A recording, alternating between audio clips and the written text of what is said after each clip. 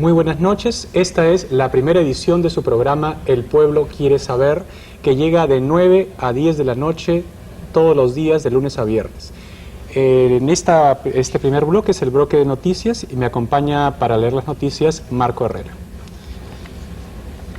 Según el portal perú.com, el parlamentario Alcides Chamorro emplazó a la primera dama de la nación, Elian Karp, para que explique cuál fue el destino de los recursos que recibió de la Fundación Pacha para el Cambio, que se encuentra bajo su dirección. Como se sabe, esta entidad ha sido involucrada al procesado jefe de la inteligencia César Almeida al haber conseguido como domicilio legal una oficina a nombre de dicho personaje. La esposa del presidente tiene la obligación ética y moral de explicar al país en qué se han destinado los recursos de la organización no gubernamental, manifestó el ex legislador de las filas del Frente Independiente Moralizador. Cabe indicar que según el programa Cuarto Poder, la Fundación recibió $50.000 en el 2000 por concepto de donaciones de entidades internacionales, pero solo habría invertido 70.000 soles en la construcción de un colegio en el Cusco. La Comisión de Fiscalización del Congreso no podría citarla porque la ley que regula el manejo de las ONG ha sido neutralizada, siempre y cuando haya aportes del Estado, explicó el parlamentario. De otro lado, descartan alianza con el partido aprista. No nos sentimos identificados con García ni con el partido aprista, porque ellos tienen su propio proyecto de ideología, sostuvo el dirigente de Patria Roja, Olmedo Auris, descartando así cualquier posibilidad de formar parte del Frente Social anunciado por el líder Alan García, con miras a las elecciones generales del año 2006. El dirigente del partido izquierdista hizo estas declaraciones tras las afirmaciones del expresidente aprista, en la que deslizó la posibilidad de invitar a Patria Roja para que colabore en un hipotético gobierno suyo del año 2006. Asimismo, afirmó que el partido aprista peruano tiene un modelo económico neoliberal como parte de su programa de gobierno y nosotros pensamos que hay que terminar con ese modelo, expresó. Además, indicó que su agrupación política impulsa la reconstrucción de la izquierda peruana, con miras a la presentación de su propio candidato a los próximos comicios generales. Finalmente dijo que Patria Roja puede realizar acciones de lucha junto con el partido aprista en determinada coyuntura, pero reiteró que ello no implica una alianza política. De otro lado, efectivos de la policía detuvieron al ex chofer de la familia Crucillat, Ronald Pereda Díaz, quien en el 2001 acusó al expresidente Valentín Paniagua de recibir dinero de Alberto Venero, testaferro de Montesinos, para financiar su campaña electoral. La detención se produjo en el distrito de La Victoria. Posteriormente, el detenido fue trasladado a la sede de la Policía Judicial y luego al Instituto de Medicina Legal del Ministerio Público. En estos momentos, Pereda Díaz se encuentra en la sede de requisitorias de la Policía Nacional. Como se sabe, el ex empleado de los expropietarios de Canal 4 acusó sin pruebas a Paniagua Corazao en enero del 2001 en una entrevista que realizó el periodista Nicolás Lúcar en el fenecido programa dominical Tiempo Nuevo. En relación a las declaraciones del líder del partido aprista, Alan García Pérez, en las que dice poner fin a sus relaciones personales con Alejandro Toledo, sí. Fernando Olivera no entiende lo que ha dicho Alan, afirmó el parlamentario aprista Jorge del Castillo, respondiendo así al embajador del Perú en España, quien aseguró que el líder aprista ha iniciado un plan desestabilizador para tumbarse al gobierno. Alan no ha dicho nada incorrecto, además todos saben que va a ser candidato a la presidencia de la República, agregó. De otro lado, dijo que ojalá Unidad Nacional tome rápidamente la decisión de volver al foro del Acuerdo Nacional, ya que fue un error retirarse en la manera en que lo hizo, expresó. Finalmente, el legislador aprista aseguró que el partido aprista peruano le insistirá al premier Carlos Ferrero para que aplique las propuestas hechas por su partido en el foro del Acuerdo Nacional. De otro lado, el congresista Edgar Villanueva informó que los dos vladiaudios que registran las conversaciones entre Vladimiro Montesinos y el actual premier Carlos Ferrero no son nuevos, rectificando así la versión de un diario local. Existen dos audios del señor Ferrero que conversa con Montesinos, pero entendemos que estos ya fueron difundidos a través de una transcripción el 6 de mayo del 2001, indicó. Asimismo, indicó que el diario Expreso, que publicó parte de dicha transcripción como material inédito, ha cometido un error. Sin embargo, Villanueva señaló que ante las acusaciones sobre presuntas ediciones o cortes en dichos audios, volveremos a revisarlos y a escucharlos para dejar claro el tema o para señalar lo que faltaba. Asimismo, rechazó las declaraciones de Ferrero, quien señaló que habría una cuestión política contra su persona al sacar nuevamente a luz esas grabaciones. Cabe indicar que en la transcripción de la conversación entre Montesinos y Ferrero, entonces legislador fujimorista, este le daría recomendaciones al ex asesor para que limpie su imagen y que no sea percibido por la ciudadanía como un personaje siniestro. En suspenso, del portal perú.com también, el presidente del Consejo Nacional de la Magistratura, Daniel Caballero, anunció que dentro de 15 días decidirán la reducción de sueldos de sus integrantes. Hay una buena disposición para reducirnos los sueldos, aunque oficialmente no lo hemos conversado, pero oficiosamente sí lo hemos tratado y una respuesta sobre esa posible medida la daremos dentro de 15 días, señaló Caballero. Informó que los 7 miembros del Consejo Nacional de la Magistratura reciben mensualmente 12.000 nuevos soles, de los cuales 2.000 nuevos soles son destinados para gastos operativos. Señaló que será materia de un enfoque y discusión el monto al que se reducirán sus salarios. Aún no podemos hablar de montos, pero podría ser un 5 o 10%, o quizá más. Eso tendremos que analizarlo, expresó el titular de la CNM. Y el alcalde de Lima, Luis Castañeda Locio, calificó de absurdo el planteamiento del Jurado Nacional de Elecciones para disminuir la gestión edil de 4 a 3 años, para evitar una gran cantidad de procesos de revocatoria de burgomaestres. Entonces, mejor que se elijan alcaldes para 2 días. Esto es el planteamiento del Jurado Nacional de Elecciones y aquí me parece totalmente absurdo, pues al contrario, las gestiones deben tener continuidad y la población hacer uso de una suficiente ponderación para evaluar el trabajo de los alcaldes, expresó Castañeda Locio. Asimismo, consideró que las autoridades ediles requieren del tiempo necesario para desarrollar su gestión, debido a que al asumir su mandato no encuentran un lecho de rosas, sino escasez de recursos y grandes demandas reprimidas que tratan de resolver. Por lo visto, el alcalde de Lima, Luis Castañeda Locio, quiere quedarse hasta el último día de su mandato. Marcos. De otro lado, debe resolver el problema. El parlamentario Alcides Chamorro indicó que ya es tiempo que el presidente Alejandro Toledo tome el toro por las astas y dé una solución al problema suscitado entre el ministro del Interior Fernando Rospigliosi y el congresista oficialista Jorge Mufarech. Yo creo que el presidente de la República tiene que resolver. No basta decir que el gallinero lo resuelvo yo. Es una cuestión de dar una solución, sostuvo Chamorro. Sobre el tema de fondo de la discusión, es decir, la licitación de uniformes de la Policía Nacional, el congresista consideró que es necesario que la Contraloría de la República dé a conocer las conclusiones y recomendaciones de dicha adquisición. En otro momento, Chamorro consideró que la baja aceptación ciudadana que tiene el Congreso en las encuestas es causada principalmente por el escándalo que desataron los sueldos y el bono por escolaridad que recibieron los legisladores. Vaya que se generó problemas el bono, ¿no? Así parece. El líder del partido aprista, Alan García Pérez, sostuvo que ha dado por terminadas sus relaciones personales con el presidente Alejandro Toledo. Las relaciones personales con el señor Toledo ya son un capítulo cerrado. Si es necesario, el partido formulará sus planteamientos ante el primer ministro. Pero yo, personalmente, no creo nada más del señor Toledo, señaló el expresidente. De otro lado, el exmandatario no descartó la posibilidad de convocar al partido de izquierda Patria Roja para que colabore en un hipotético gobierno suyo en el 2006.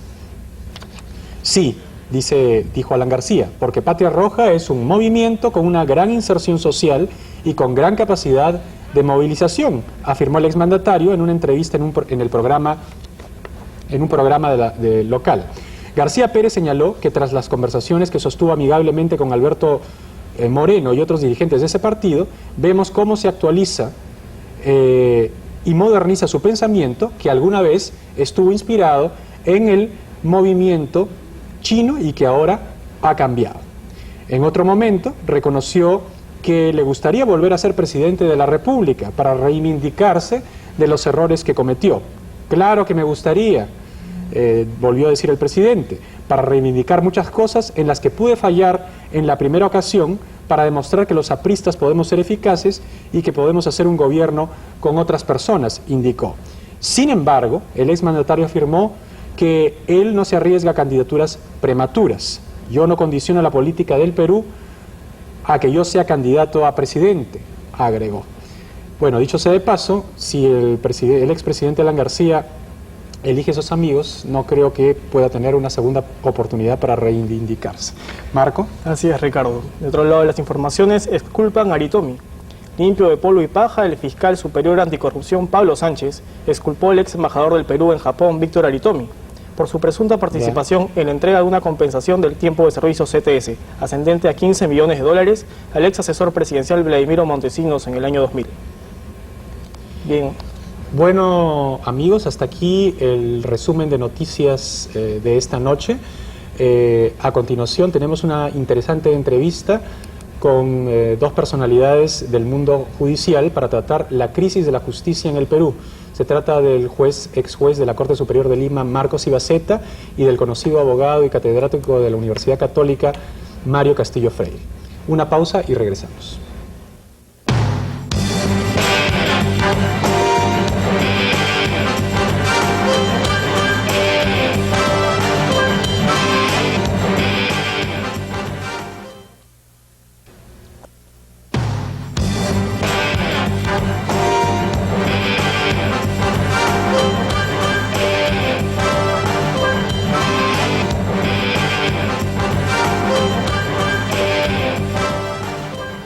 Regresamos en este segundo bloque con El Pueblo Quiere Saber.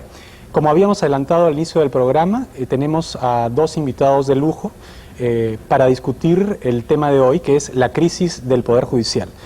Tenemos al doctor Mario Castillo Freire, que es un brillante abogado de la Universidad Católica, un abogado de Polendas y además ha publicado varios libros muy interesantes sobre materia civil. Y indudablemente a una persona muy conocida en el Perú, como es el doctor Marcos Ibaceta, expresidente de la Corte Superior de Lima. Bienvenidos ambos al Pueblo Quiere Saber. Muchas gracias. Empecemos con lo siguiente. Tengo aquí unas encuestas, una encuesta de enero y una encuesta del mes de febrero, sobre el Poder Judicial. La encuesta de enero es de la Universidad de Lima y ante la pregunta si confía o no en el Poder Judicial, el 88% de los entrevistados dice que no confía. Y en la encuesta del mes de febrero, es decir, el mes que acaba de transcurrir, que esta vez es de la encuestadora Apoyo, el 85% dice que no confía en el Poder Judicial. Es decir, hay una percepción ciudadana abrumadora de no confianza en el Poder Judicial. Inclusive si la comparamos con el gobierno central, tenemos que la desconfianza es aún mayor que el gobierno central, porque en el gobierno central nos dice que no confía el 80.2%, mientras que en el Poder Judicial no confía el 88%. Mario, ¿te parece a ti que esta percepción es una percepción correcta, es una percepción justificada? ¿Por qué crees tú, o si crees tú, que existe realmente una crisis de la justicia en el Perú? Bueno, Ricardo, ante todo, déjame felicitarte por este primer programa de El Pueblo Quiere Saber. Te deseo la mejor de las suertes, sé que la vas a tener, y que este programa va a ser un programa muy exitoso y te agradezco por la invitación. Muchas gracias. Respondiendo a tu pregunta, creo que en el Perú existe una profunda sensación de desconfianza en la justicia. Pero esa sensación de desconfianza que tiene el pueblo, que tiene la gente común y corriente, es una sensación de desconfianza generalizada en la justicia. ¿A qué me refiero? Creo que el problema no es solo una percepción del Poder Judicial como uno de los poderes del Estado, sino es una desconfianza de todo el sistema en general. Pero digamos que en el Poder Judicial se concentra precisamente, porque es el símbolo de la justicia, digamos, el descontento. Claro, se concentra porque es el símbolo, además porque es el poder del Estado que se encarga de la administración de justicia. Así es. Pero la percepción de la ciudadanía, obviamente en una encuesta se tiene que concentrar en el Poder Judicial, pero la percepción de injusticia en general creo que trasciende muchísimo más allá del Poder Judicial. Creo que, por ejemplo, un ciudadano común y corriente puede percibir como injusta la situación de, por poner un ejemplo de hace algunos días que fue noticia, el tema de los sueldos de los congresistas, por ejemplo. Esa es una muestra de injusticia. Sin duda que un maestro, que un policía compare su sueldo con el de un congresista, a decir, no, este país qué injusto que es. Y claro, la encuesta sobre la percepción de la justicia no es una encuesta generalizada, es una encuesta focalizada en el Poder Judicial, que es parte del problema. Pero creo yo que la sensación de injusticia es una sensación general en torno a todo el país en torno a todo el aparato estatal. Tal vez habría que hacer, doctor Ibaceta, para empezar, una pregunta que va de cajón, que es, ¿qué es la justicia? Para saber exactamente si estamos hablando en los mismos términos. Usted, que ha sido un brillante juez de la Corte Superior de Justicia, ¿qué es para usted la justicia? Bueno, la justicia la hace el pueblo, la gente, todos los días, en sus relaciones humanas. Ellos cuantifican el grado de interés que quieren satisfacer en cada acto o negocio que celebra.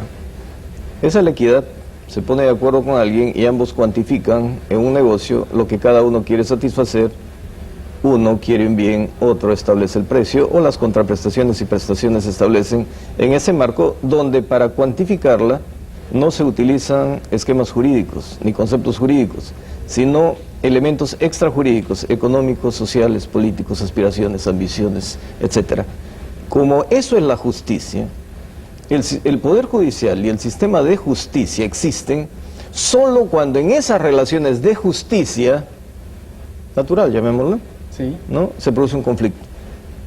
Entonces el gran problema para el operador jurídico es cuantificar ese nivel de satisfacción que las partes lo hicieron al momento de celebrar su negocio o al realizar un acto que produjo un conflicto. El conflicto, ¿en qué consiste? En la insatisfacción de uno o de otro de un interés porque no se cumplió una prestación que debía ejecutar la otra persona para satisfacer ese interés. Por lo tanto, un gran problema que tuve como profesor en la Academia de la Magistratura era preguntarle a los jueces ¿qué entiende por justicia? Porque usted administra justicia y cómo la cuantificaría en el caso concreto. ¿Ah? Entonces, no, eso en la universidad no se enseña. Y la gente en la calle no necesita aprender de justicia porque la hace, la sabe, la conoce. Pero por lo visto, discúlpeme, yo estoy en particular de acuerdo con Mario en el sentido de que la justicia efectivamente es algo general, es decir, la gente, como usted también bien ha dicho, percibe si hay injusticia o no en la sociedad. Y mi pregunta sería si es que la gente se siente estafada socialmente, es decir, no existe una justicia social y eso lo percibe la gente. ¿Usted cree que es así o no? Hay dos planos, ¿no? Estamos hablando de la justicia en general. Sí. No como objetivo del Estado, en una proyección de acciones para obtener el desarrollo con paz social. Ese es el plano de justicia social, de paz social con justicia, ¿no? ¿Usted cree en el plano abstracto, pero quería centrar el tema. Lo que la gente no comprende es como si ella puede cuantificar su interés en una relación y cuando se produce un conflicto en ella, va al operador que tiene que darle la solución. Ese operador no tiene idea de cómo llegar a la cuantificación que él hizo. Por lo tanto, tiene decisiones legales, pero que para él son injustas. A eso agréguele la saturación, la inoportunidad, el desdén, la indolencia, una pésima organización. Es decir, él como usuario de un servicio que debería solucionarle ese conflicto, cuantificando su interés y satisfaciéndolo, no lo hace. Primer perjudicado.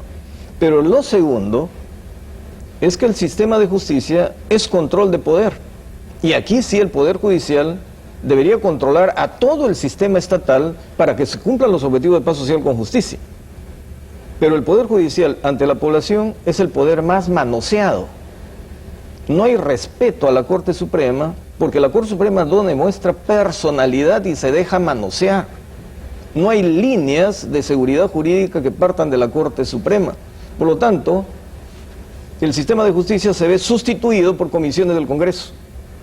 Y en las comisiones del Congreso, cuando se investiga lo que debe estar investigando la Fiscalía, que no lo hace porque no tiene medios, o porque no tiene ganas, o porque apenas comienzan a caer los de este gobierno, a la fiscal le envía un mensaje de investigación del Consejo Nacional de la Magistratura. Se ha dado cuenta que las coincidencias no son coincidencias. Así parece. Y entonces, ¿qué investiga en el Congreso? ¿En términos jurídicos de justicia o en términos políticos de negociación? Ahí, eso es lo que ve la población. Habría que ver, Mario, si es que la justicia realmente está divorciada de la política. Es decir, si realmente esa crisis de justicia que hay en el país y esa crisis que demuestran las encuestas específicamente del Poder Judicial, no tiene que ver también su solución con la política. Varias veces, en varias ocasiones, se nos ha dicho que digamos, la justicia tiene que buscar su propio camino para reformarse, sus propios métodos para construirse creíblemente. Pero a mí me da la impresión, y tal vez el doctor Ibaceta no esté muy de acuerdo conmigo, que el asunto de la justicia, de la solución de la crisis de la justicia, pasa básicamente por una solución política. ¿A ti qué te parece?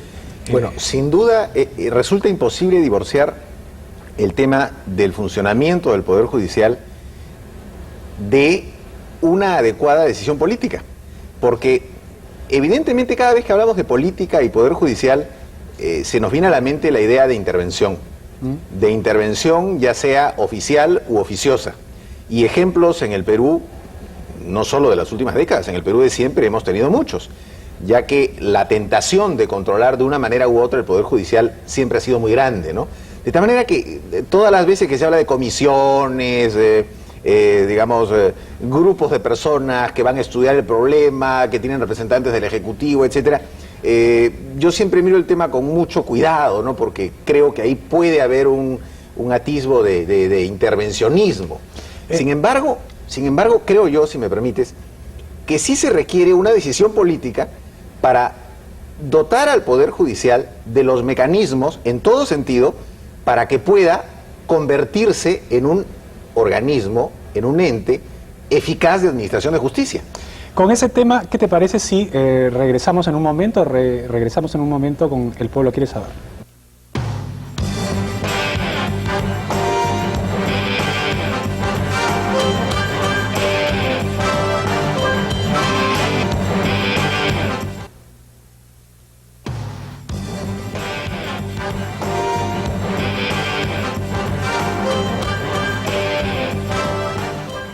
Estamos de regreso con esta primera emisión del Pueblo Quiere Saber, que a partir del lunes en adelante estará todos los días en sus pantallas a partir de las 9 de la noche. Conversábamos con el doctor Mario Castillo Freire y el doctor Marcos Ibaceta sobre la crisis del Poder Judicial. Mario nos estaba contando, nos estaba diciendo su impresión sobre la intervención política en el Poder Judicial para su solución. Tenías toda la palabra. Gracias. Creo que, digamos, a veces es conveniente obrar por acción o por omisión. Y en muchos casos, si nos atenemos a la labor del Poder Ejecutivo, con respecto al Poder Judicial, en algunos aspectos debe actuar por acción y en otros por omisión. Por ejemplo, ¿en qué por acción?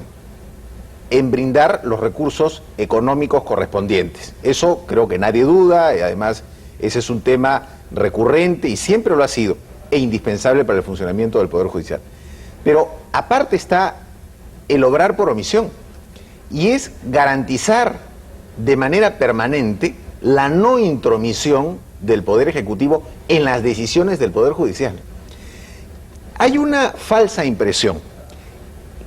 La falsa impresión es que el Poder Judicial es lo que funciona mal, y no es lo único que funciona mal. No, acá estamos viendo que en esa encuesta precisamente el gobierno central, por ejemplo, tiene un 80.2% de desconfiabilidad, que el Congreso de la República no confía en el Congreso de la República 76.1%. Entonces, y si es una crisis, digamos, creo yo, estructural del Estado peruano, del cual el Poder Judicial forma parte. Es una crisis absolutamente estructural, y si nos vamos a las encuestas sobre el presidente de la República, estas oscilan pues entre 7% y 10%. Así es. Entonces, si uno dijera, bueno, hay que reformarlo porque está mal, claro, en realidad hay que reformarlo todo, hay que reformar estructuralmente muchas más cosas de las que parece que hay que reformar. Pero en torno al Poder Judicial, creo que debe haber un respeto por el propio Poder Judicial y no considerarlo como el patito feo de los poderes del Estado. Entonces, ese sería un gran avance, y no un gran avance de un momento, un gran avance sostenido en el tiempo y más allá de si las decisiones coyunturales gusten o no. Pero ahí nos encontramos ante una especie de paradoja, doctor Ibaceta. Por una parte, hay una gran desconfianza por el Poder Judicial. El Poder Judicial parece que toma conciencia de la desconfianza y quiere arreglar su situación ante la población, supongo yo, de buena voluntad y de buena fe.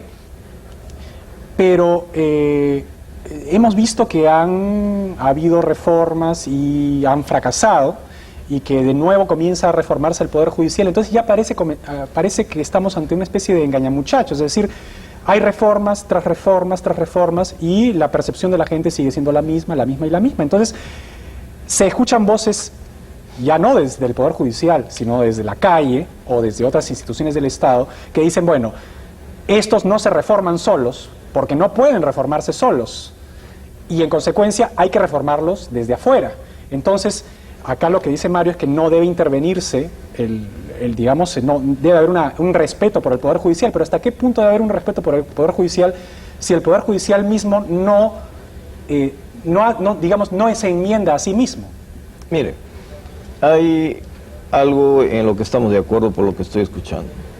Es una crisis de institucionalidad. Sí. Ninguna institución sirve, ninguna institución es confiable. ¿Y sabe por qué? Porque no tienen un liderazgo de valores. Y ahorita estamos jugando al ping-pong. Tú no vales y tienes que reformarte, pero como no puedes reformarte, te reformo yo, que no tengo autoridad moral, porque tengo... ni he tenido éxito como líder institucional, y yo que tampoco sirvo, Te quiero reformar a ti. No, entonces, esa es la paradoja. Efectivamente, esa es la paradoja. Entonces, ¿qué quiere la población? Respetar a alguien que sea digno de respeto. Entonces, la decisión política no tiene que ser un favor del Ejecutivo o una declaración lírica del Legislativo. La decisión política debe ser el resultado de una acción política coherente de la Corte Suprema de Justicia de la República. Pero no puede haber acción política coherente de la Corte Suprema cuando no tienen idea de lo que es ruptura. ¿A qué se refiere usted con ruptura? ¿Ruptura con qué? Con los usos, costumbres y tradiciones que se han ido acumulando en el comportamiento de la Corte Suprema como organización judicial, pero también como metodología de los sujetos en el desarrollo de la función jurisdiccional. Es decir, en la Corte Suprema uno llega a doctor, ¿no? Se gradúa de ciego, sordo y mudo para poder flotar hasta la edad tope de permanencia en la Suprema. Y le doy un ejemplo. Cuando un poder judicial quiere reformarse coherentemente, el mejor país, el país que mejor se está reformando en el mediano a largo plazo es Costa Rica. En Costa Rica la Constitución le otorgaba el 6% del presupuesto, de gasto corriente del presupuesto. En el Perú, en la Constitución del 79, se había asignado el 2% del gasto corriente del presupuesto. ¿Y ahora? En Costa Rica, en el 95, se lo redujeron. Y la Corte Suprema interpuso ante la Sala Constitucional de la Corte Suprema de Costa Rica una acción de inconstitucionalidad que se declaró fundada, pero allá sí el órgano jurisdiccional hace cumplir sus decisiones. Que el presidente y el legislativo de entonces tuvieron que dar marcha atrás y respetarlo. Eso es respeto institucional. Aquí tuvimos la declaración constitucional que tenía como presupuesto no menos del 2%, no menos. Pero ¿sabe qué? Quien gobernaba en realidad el Poder Judicial era el director general de administración de esa época, que psicológicamente dependía del ministro de Economía. Y como era un funcionario de 8ª categoría, le hacían esperar 5 horas. Pero como ese estaba por encima del presidente de la Suprema, cuando el presidente de la Suprema iba al Ministerio de Economía, lo trataban como a ese funcionario de 8ª categoría, haciéndole esperar 5 horas en la antesala. Entonces, de acuerdo a lo que usted me ha dicho, o sea, me parece evidente que el Poder Judicial no se da su sitio, pero por eso yo mismo pregunto, y le pregunto ahora a Mario, si es, dadas las características de la personalidad de quienes están en el Poder Judicial, de los jueces supremos, superiores, etcétera, etcétera, etcétera, hasta el último juez, es posible que el Poder Judicial se reforme solo. Porque aquí lo que parece es que estamos llegando a la conclusión es que no se trata de dinero, no se trata solo de dinero, no se trata solo de conocimientos, no se trata solo de buena voluntad.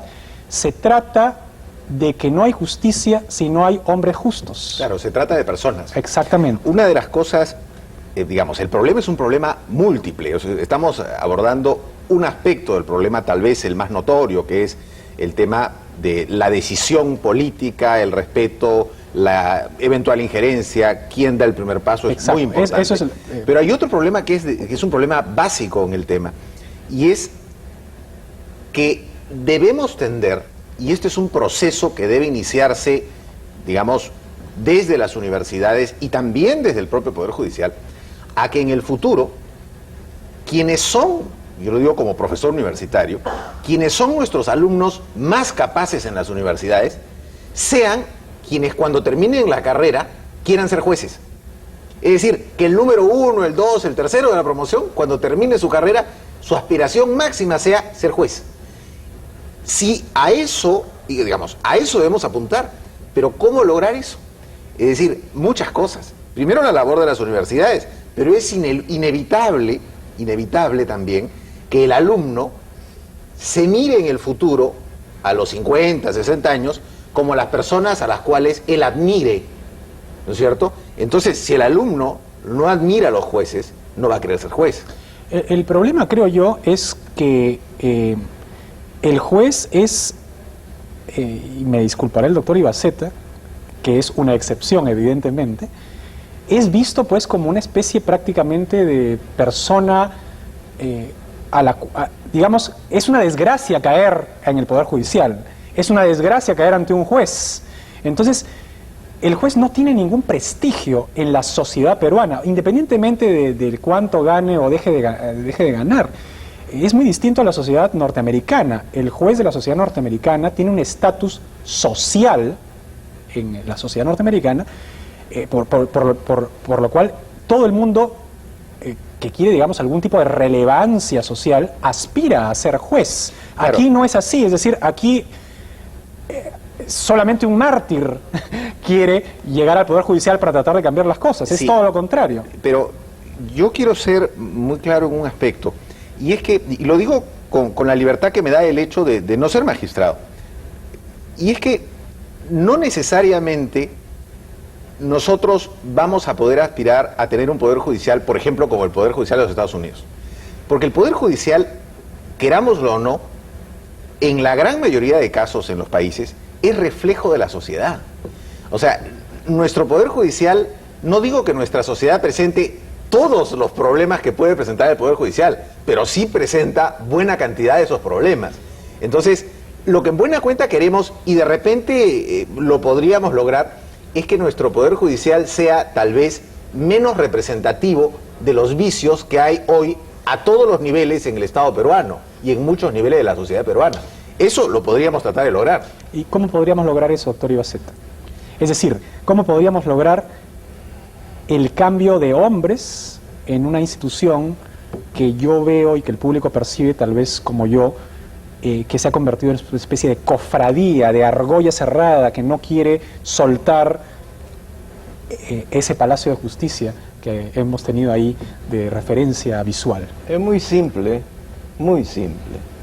sino que nos complicamos la vida por enredar las cosas. Cuéntenos. Fíjese usted respeta a los miembros de una familia, sí, por el modelo de familia que tienen. Y el modelo de familia está en los padres. Si tiene padres que no merecen respeto, que crían mal, que atienden mal, que asisten mal, y alguno de los hijos quiere ser bueno, usted se va a solidarizar, hasta va a tener compasión de él, pero va a estar como una hoja al viento. Eso es lo que pasa con el Poder Judicial. Si revisamos los ordenamientos constitucionales, antiguamente la administración de los recursos del Poder Judicial, la administración estaba a cargo del Ministerio de Justicia. Y por eso la antigua ley orgánica, la del 65, no hacía referencia a los órganos de gobierno del Poder Judicial, sino simplemente a las salas plenas, que eran no órganos de gobierno, sino reuniones para uniformar jurisprudencia. Solamente tenían función jurisdiccional. Pues bien, jamás hemos encontrado, después que con el gobierno militar se le da el presupuesto y la administración del presupuesto a la Corte Suprema, responsabilidad política por el mal uso del presupuesto y por el caos en el sector. Así como un ministro no hace bien las cosas, es interpelado y si no satisface la interpelación, lo censuran y lo echan a su casa. Muy bien. ¿Qué pasa con el Poder Judicial? Entra en crisis y se vota todo el mundo menos a la cabeza. Aquí hay que hacer cortes generacionales, hay que cortar la cabeza. Esa cree usted que es una de las Porque principales soluciones. El poder, no, ahí comienza todo. Ahí comienza todo. O la Corte Suprema asume su compromiso y sabe conducir, porque sus hijos van a hacer lo que ellos son. Los hijos son los jueces. Van a hacer lo que los papás hacen. Si esa Corte Suprema no sirve, se tiene que ir a su casa, hay que hacer un tajo generacional, ¿no? Y así sucesivamente hasta que alguien funcione.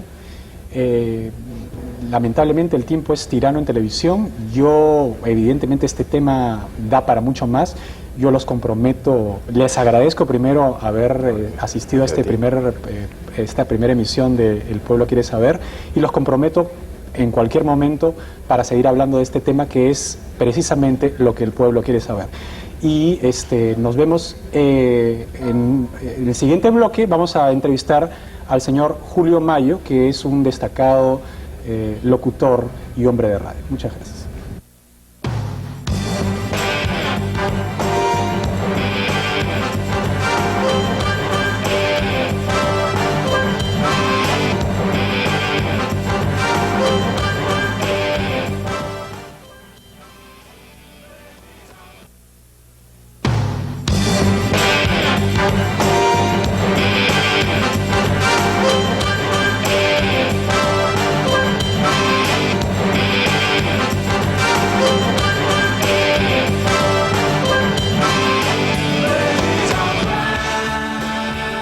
Regresamos con El Pueblo Quiere Saber. En este bloque del programa vamos a tener como invitado a Julio Mayo. Es un conocido hombre de radio. Bienvenido, Julio, ¿cómo estás? Bien, Ricardo. Agradecido por la invitación. Muchas gracias. Julio, tú has sido el último animador del Festival de Ancón. Me viene esto a la memoria porque hace poco acaba de terminar el Festival de Viña del Mar. Y el Festival de Ancón era en su momento un gran festival. Por supuesto. Quisiera saber tu opinión, ¿por qué los festivales en el Perú y en general a nivel, digamos, latinoamericano ya no son lo que eran antes? Pienso que es cuestión de organización, Ricardo. Por ejemplo, si hablamos de Ancón, Ancón era un Viña del Mar en chiquito, ¿no? Es más, se hacía en la vieja estación del tren. Así es, yo recuerdo cuando era niño que más o menos yo veía y tenía una relativa importancia. No, tenía importancia, era la caracola de plata más 50.000 soles, que en esa época pues... era el equivalente a la gaviota de Viña del Mar, más o menos, ¿no es cierto? Claro. Yo lo que he visto es que se han ido devaluando los festivales, es decir, el mismo Viña del Mar, que es el único que ha sobrevivido... Perdón, Ricardo, que te interrumpa. Del mismo San Remo, o sea, está devaluado. Así es, o sea, yo cuando era niño recuerdo el gran Festival de San Remo. En el Festival de San Remo me acuerdo que se descubrió a Julio Iglesias. Yo todavía creo que fui muy niño en esa época y descubrí, digamos, ahí fue que comenzó a descubrirse, digamos... Perdón. Julio aparece en el Festival de Benidorm. Exacto, efectivamente. Pero ahora parece que los festivales han decaído enormemente, se han comercializado, ya no es digamos, demasiado. ¿Por qué crees tú que eso haya sucedido? ¿Por qué creo? Porque todo ahora es comercio, ¿no? Todo es billete. Ya no hay, digamos, había un gran festival también, era el de la OTI, desaparecido. Claro que sí. Ya no, por supuesto. Yo tuve la oportunidad, si me permites, por supuesto, sí, hablar del tema, de animar justamente en este canal. durante 3 largos meses, porque parece mentira, pero 3 meses es un corto tiempo. No, son 3 largos meses, lunes, miércoles y viernes con Anita Martínez, el Festival Nacional de OTI. Es decir, el festival previo en el cual se seleccionaban digamos, al concursante peruano que iba a ir a la OTI. O sea, no era a dedo, como es ahora. Ahora dicen, Ricardo va, Julio va. Es decir, simplemente por cara bonita. Cara bonita, o porque tuvo padrinos, o porque le gustas, ¿no? Si es chica, le gustas y qué sé yo. Tal vez sea por eso que los artistas sean flor de un día.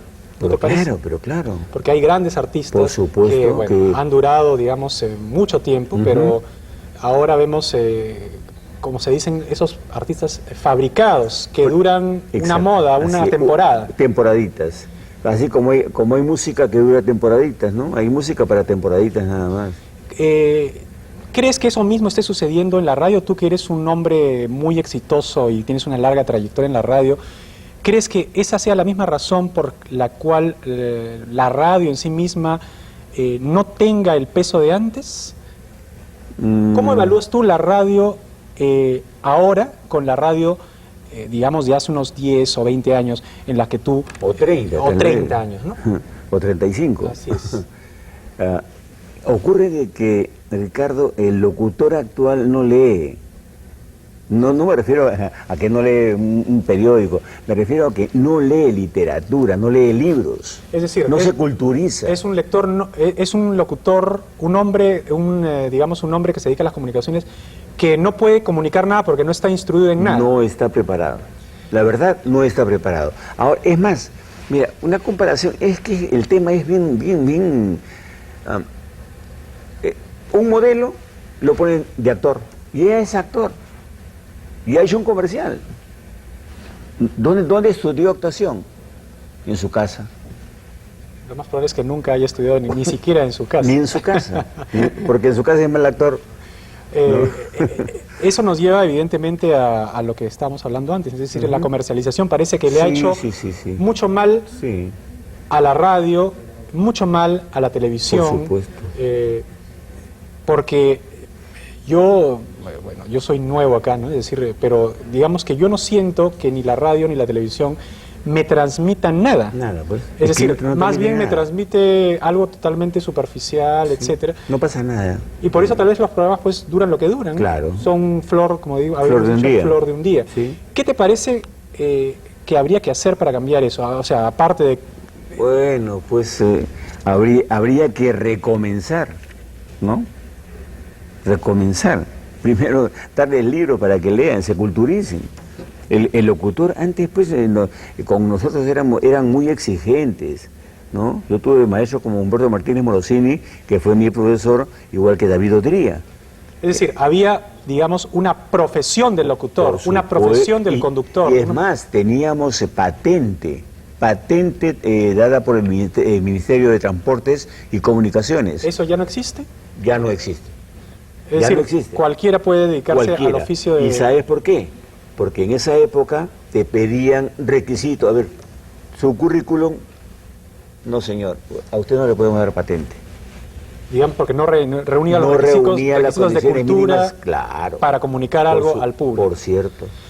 Tú has trabajado mucho, no solo en Lima, sino también en provincias. Sí. ¿Cuál es la diferencia básica entre la radio de provincias y la radio de Lima? Mira. Tanto en tu experiencia pasada como tal vez, como hombre de radio que eres, puedes tal vez escuchar emisiones de provincias. ¿Te parece que son mejor ahora las de provincias que la de Lima?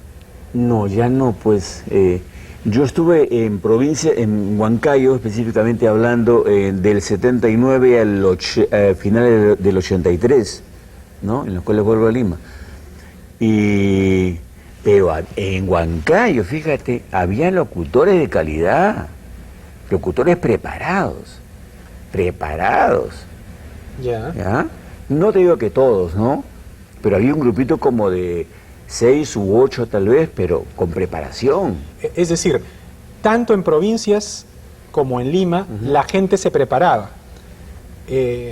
Lo que te quiero preguntar es tal vez digamos, la debacle de la radio, no solamente en Lima, sino a nivel nacional, es porque las señales se transmiten a través de la vía satélite, es decir, en Lima... Bueno, actualmente ya pues las de Lima barren, además, si tú viajas, y yo he viajado a Huancayo nuevamente, y para mí fue algo ya, me pareció lamentable, y me vine corriendo.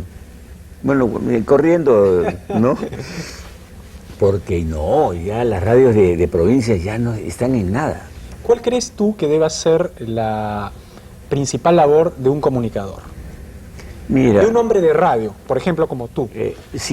cuando decimos impartir cultura, entonces, ay, qué aburrido, pero impartir cultura, mi querido Ricardo, es hablar bien, pues, por lo menos. Es decir, tener algo que decir. Tener algo que decir, algo que comentar, chiquito nomás. No te digo que te mandes un rollo si vas a presentar un disco.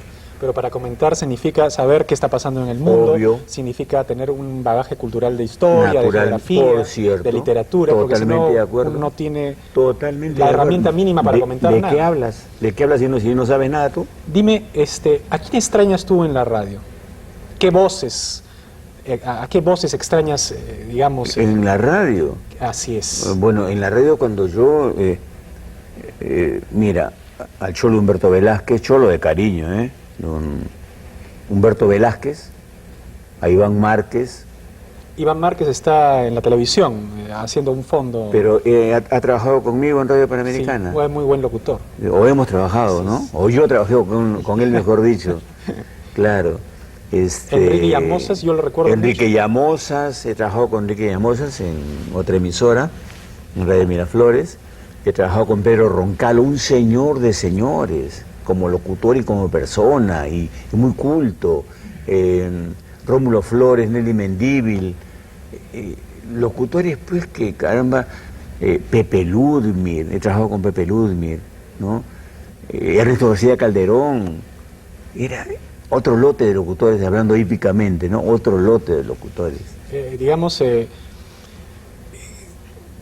¿qué ha sido, digamos, de muchos de ellos? Porque ya han desaparecido, o sea, muchos deben haber fallecido. Muchos han fallecido, otros se han retirado, otros los han retirado. ¿Por qué, si eran buenos locutores? ¿Por qué? Porque la gente... Porque aquí, digamos, yo te puedo decir, en la televisión, digamos, por el hecho de aparecer en pantallas, muchas veces se cree erróneamente, bueno, que hay que hacer una cara bonita. Entonces, ¿hay algún tipo de justificación de que una cara bonita ocupe un sitio de alguien pues que no sea muy agraciado? Pero como en la radio no se ve, Claro. entonces me causa extrañeza de que grandes locutores hayan sido defenestrados, siendo que ellos han sido, pues, digamos, o son señores locutores. Mira, disculpa que de repente me salga un tantito del punto que es importante. Antes, por ejemplo, y esto sí es importante, Ricardo, porque la radio era como la secundaria, ¿no? Entonces, cuando tú hacías una buena secundaria en radio, tú no ibas a tocar la puerta del canal. El canal te El tocaba- canal te llamaba. Era como las universidades. Exactamente. O sea, ingresar a la televisión era ingresar a la universidad, pero convocado por la universidad. Es decir, todo tenía una escala. Exactamente. Ahora es al contrario. Ahora- Cualquier cosita que sale por ahí, hace un programita de 5 minutos, ya tengo una radio. Absurdo, absurdo totalmente. Y les pagan muy bien, ¿eh? Les pagan. Hay una radio por ahí que no voy a decir el nombre, obviamente, por razones, caramba, pero que tiene solamente que han trabajado en televisión. O sea, ¿qué te digo? Pues tenían programitas de 10 minutos, 5 minutos, ya están en radio. Tú me decías que hace un momento que antes la radio era la secundaria. La secundaria. Y la universidad era la televisión. televisión. Ahora, paradójicamente, estamos viendo lo contrario. Lo contrario. Muchos artistas de la televisión, muchas caras de la televisión Exacto. están migrando a la radio. Exacto. ¿Te parece que eso enriquecerá la radio? No, para nada. No puede ser. ¿Por qué? Porque un niño tiene que, para empezar a caminar, primero gatea, ¿de acuerdo? Luego da sus pasitos. Esos pasitos son los que conducen a que pueda caminar luego bien. Igualmente ocurre en este... Tal vez están justamente regresando a donde debieron, de donde debieron haber salido. Claro, ¿no? por supuesto que una sí. paradoja de la vida. Claro, Ricardo. Mi querido amigo, yo te agradezco mucho la entrevista. Quisiera que nos des algún número telefónico para que te puedan contactar. Ah, claro, encantado. 7973155. Perfecto.